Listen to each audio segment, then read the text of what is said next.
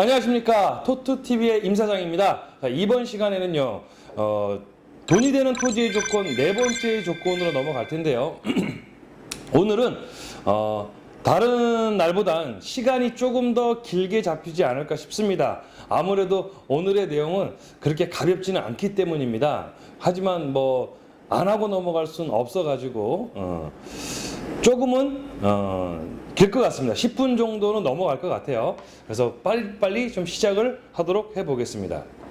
자, 이번 네 번째 조건은요, 용도입니다. 용도. 부동산을 구입하는 데 있어서, 특히 토지를 구입하는 데 있어서 투자 목적이 되었던 실사용 목적이 되었든지 간에 이 용도 부분은 여러분들이 기본적으로 좀 알고 가셔야 됩니다. 토지 투자하는 데 있어서 용도 자체를 모르고 투자를 했다라고 하게 되면 정말 묻지마 투자밖에 되지 않습니다.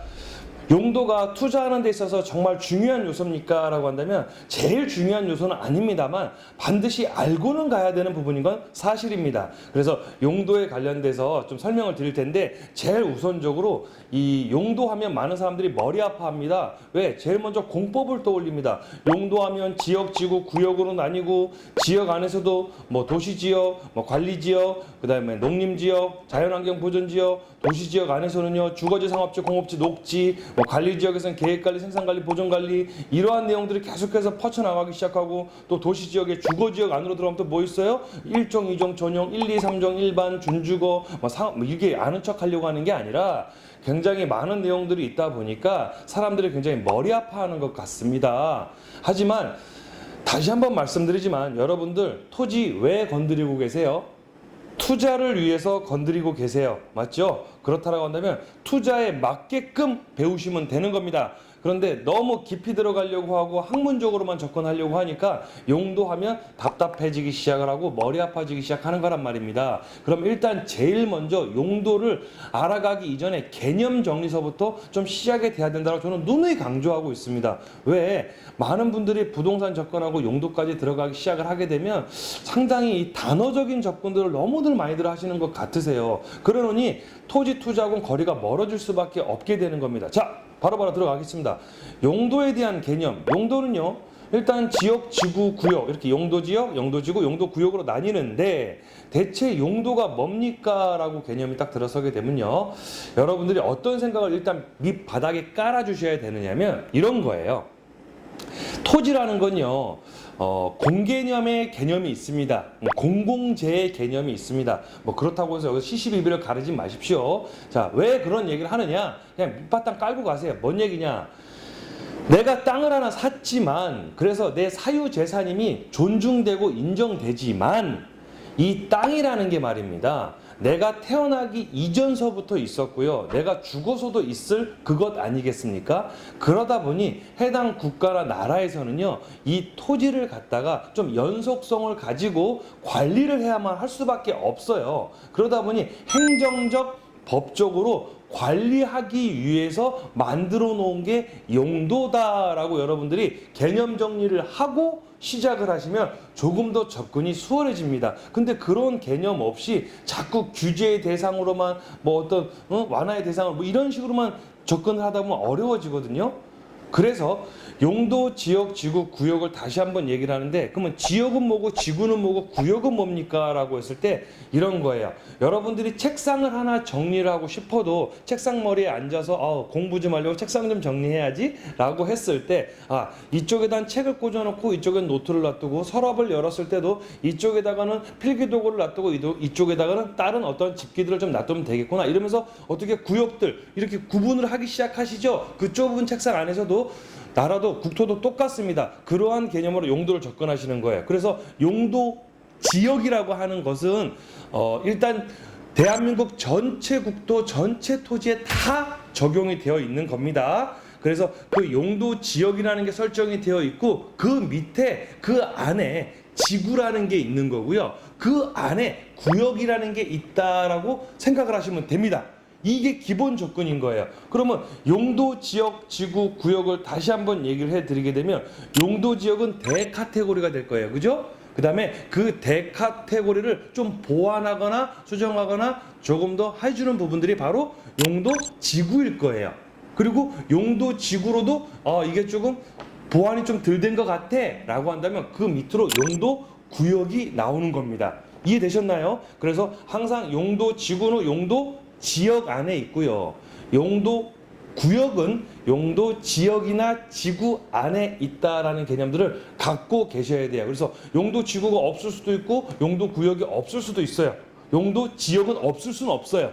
이해되십니까? 그래서 지역, 지구, 구역 이런 순으로 여러분들이 개념 정리를 하시면 좋을 것 같습니다. 그래서 투자를 하는 데 있어서 그러면 용도 지역이 나쁘면 하지 말고 좋으면 하고 이러는 겁니까? 라고 혹시 저한테 묻는다라고 하시게 되면 토지 투자하는 데 있어서 용도는 결정권을 갖지는 않습니다. 하지만 결정하는 데 있어서 하나의 요소는 될 수가 있을 겁니다. 그러면 토지 투자하는 데 있어서 결정권은 뭡니까? 라고 얘기하게 되면 가장 중요한 건 뭐예요? 미래 가치가 있냐 없냐를 볼 줄 알아야 되려면 제일 처음부터 얘기했던 첫 번째, 두 번째, 세 번째 조건이 교통여건, 호재, 입지 이 세 가지를 가지고 토지 투자를 할까 말까 결정을 하시는 거고, 했다라고 했을 때 이 땅을 살까 말까 라고 움직인다라고 했을 때 그때 용도를 보시면 되는 거예요. 그렇다라고 한다면 투자 대상 용도는 어떤 거가 있겠습니까? 라고 하면 다시 한번 얘기하지만 투자 대상 용도가 따로 있는 건 아닙니다. 좀 전에 얘기했던 대로 교통여건 좋고 호재 좋고 입지가 좋다라고 한다면 용도가 조금 많은 규제가 있다 하더라도 가치는 올라갈 수밖에 없기 때문이에요. 하지만 그럼에도 불구하고 이왕이면 조금 더 좋은 조건을 갖다가 내가 매수를 하나 매입을 좀 하고 싶다라고 한다라고 하면 용도 지역을 조금은 공부하실 필요가 있습니다. 왜? 저것보다 나은 거, 이것보다 나은 걸 찾는다라고 하면 말이죠. 그렇다라고 한다면 저는 이렇게 말씀드릴 수가 있을 것 같습니다. 자, 지금서부터는 여러분들이 조금은 공부를 하셔야 됩니다. 용도 지역을 먼저 살펴보도록 하겠습니다. 용도 지역에 도시지역과 관리지역과 농림지역과 자연환경보존지역 이렇게 네 가지로 구분이 됩니다. 이 중에서 투자 대상이라고 한다면 일단은 자연환경보존지역은 조금 제외를 해두시는 게 좋겠습니다. 그러면 농림지역은요.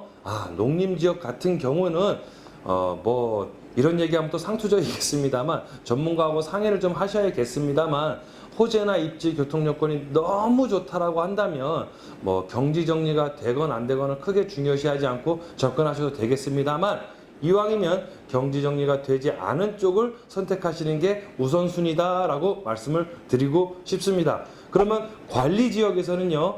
이왕이면 혼자 결정을 하셔야 된다라고 했을 때는 보존관리는 조금 빼놓고 생산관리나 계획관리 쪽을 보시면서 투자하시는 게 좋을 것 같습니다. 그러면 도시지역에서는요. 도시지역에선 주거지, 상업지, 공업지, 녹지 지역이 있는데 이 중에서 토지를 투자를 목적으로 가신다라고 한다면 주거지, 상업지, 공업지는 조금 제외를 하시고 녹지를 보시는 게 더 좋겠습니다 라는 얘기를 제가 말씀드리고 싶어요. 왜요? 주거지, 상업지, 공업지가 제일 좋은 거 아닌가요? 네, 좋아서 빼라는 거예요. 왜요? 일단 투자 가치가 있으려면 차익 실현이 좀 되려면 말입니다. 조금 위로 올라갈 여력, 조금 더 가치가 상승할 여력이 남아있는 것이 투자의 대상인 것이지 이미 가치가 다 올라가 버린 것들은 투자의 대상은 아닐 겁니다. 그래서 주거지, 상업지, 공업지를 보시려고 하시는 분들은 이왕이면 활용을 목적으로 하는, 직접적으로 사용을 목적으로 하실 때는 주거지, 상업지, 공업지를 여력만 되신다라고 하면 보시는 게 좋겠습니다. 하지만 투자를 목적으로 토지를 다시 한번 팔기 위해서 사는 거다라고 했을 때 좀 전에 얘기했던 교통여건, 호재, 입지가 좋았을 때 녹지 지역을 선호하시는 게 좋겠습니다. 근데 녹지 지역 안에서도 자연 녹지, 생산 녹지, 보존 녹지가 있는데 보존 녹지는 조금 제외를 하고 생산 녹지나 자연 녹지를 좀 보고 투자를 하시면 좋겠습니다 라고 하는 거예요. 조금 이해되시나요? 조금은 쉬워지시나요? 자, 그렇다라고 한다면 다시 원상태로 좀 돌아갈게요. 내가 토지 투자를 하려고 합니다. 근데 봤더니요, 교통여건도 좋고요, 주변에 호재도 아주 좋습니다. 그리고 내 땅의 입지가 아주 좋습니다. 그 호재 영향들을 다 받을 수 있을 것 같아요. 그런데 나 혼자 지금 이걸 결정을 좀 해야 될 것 같아요. 근데 이 용도가 좋은 건지 나쁜 건지 잘 모르겠어요 라고 했을 땐 말입니다. 다시 한번 얘기하지만 도시지역 내 자연 녹지이라고 한다면 투자하셔도 됩니다. 계획관리 지역이다? 투자하셔도 됩니다. 근데 나머지 지역이다라고 한다면 조금은 상담을 받아보길 좀 권해드리겠습니다. 뭐 생산 노치 나쁘지 않습니다. 뭐 생산 관리 나쁘지 않습니다. 뭐 농림 지역 나쁘지 않습니다. 하지만 혼자서 결정을 해야 된다라고 했을 땐 조금은 상의가 필요하겠다.